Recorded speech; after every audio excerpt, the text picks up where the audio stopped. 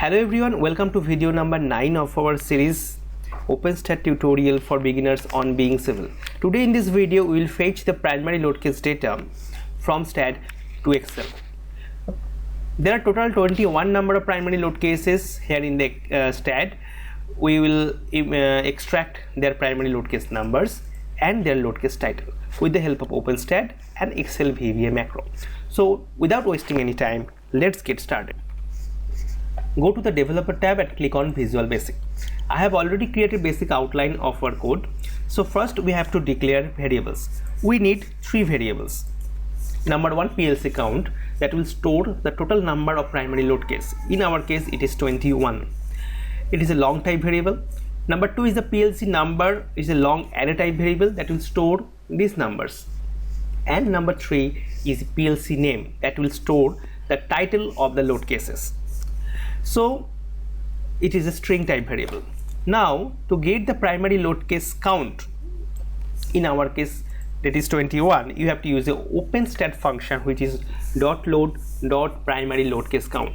Now when you got the primary load case count, so you have to redimension these PLC numbers array.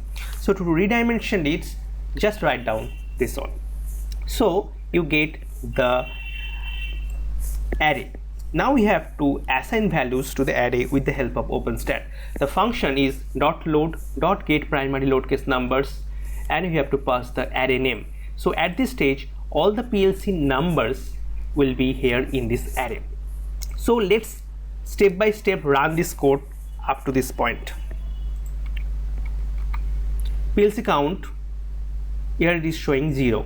When you run this, it is showing 21, and this PLC numbers array, at this stage all the values is 0. If you run this code, run this line, you see all the numbers is assigned to this array. So you are done. Now we have to get the load case title. So to do this you have to use a for loop. So for I to PLC count, you have to get the PLC name. So the function is .load.get load case title, and you have to pass the PLC numbers. So you are done. Now you have to print these PLC titles to the Excel. From row 2 you have to print the data, and in the first column it will be the count, and in column 2 and column 3 you have to write down the PLC load case numbers and PLC name. That's all. You are done. Let's run this code. So all the data is here in Excel sheet. I hope you like this video. Give it a thumbs up, share with your friends. See you in the next video.